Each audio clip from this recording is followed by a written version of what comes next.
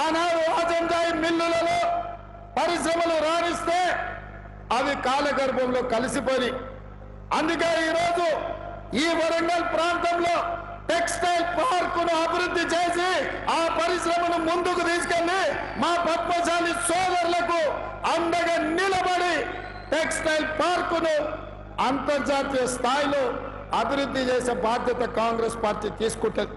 ఇదే కాదు మిత్రులారా, మిత్రుడు రాజేందర్ ఒక మాట చెప్పిండు, అన్న మీ మాట మీద మేము గెలిచినాం, ఇవాళ ఈ వరంగల్ మొత్తం ఒక్క చిన్న సముద్రంలాగా మారిపోతుంది వానలు వస్తే. నయం కాల్వ గురించి కాదు నేను చెప్పేది, ఈ వరంగల్ పట్టణానికి 100% అండర్ గ్రౌండ్ డ్రైనేజ్ నియమించే బాధ్యత.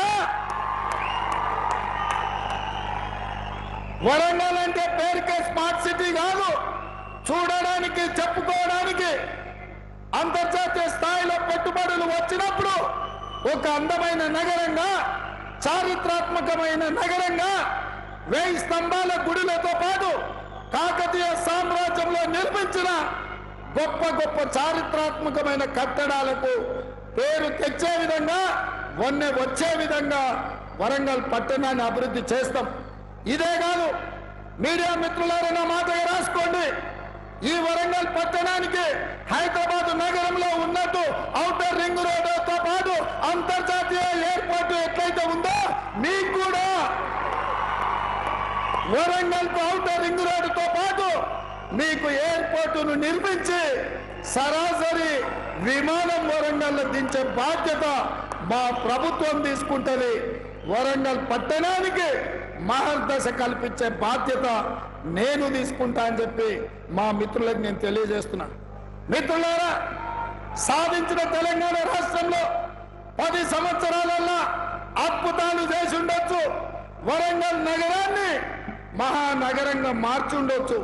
కానీ ఒక చెత్త, ఒక మురికి కూపంగా మీ వరంగల్కు పట్టిన పెద్ద సమస్య మీ చెత్త. చెత్త ఎత్తే దిక్కులేని ప్రభుత్వం గత 10 సంవత్సరాలు ఉండే.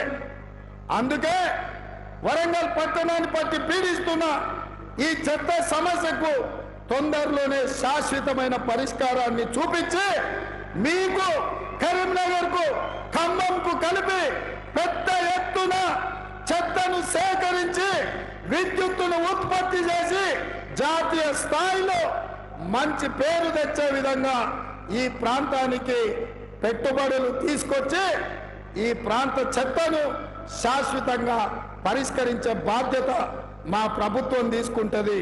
ఆ శాఖ కూడా, మున్సిపల్ శాఖ కూడా నా దగ్గరనే ఉంది.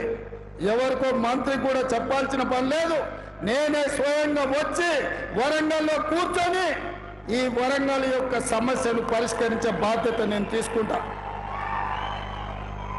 ఇవాళ నేను అడుగుతున్న మిత్రులారా, తెలంగాణకు ఉద్యమానికి వేదికైనా వేలాది మంది విద్యార్థుల ఉద్యమ బాటను నడిచి తెలంగాణ రాష్ట్రాన్ని సాధించిన కాకతీయ యూనివర్సిటీ ఈరోజు నిర్వీర్యం అయిపోయింది. నియామకాలు లేవు. వైస్ ఛాన్సలర్ ఉంటే ఎట్లున్నాడో నేను చెప్పాల్సిన పని లేదు.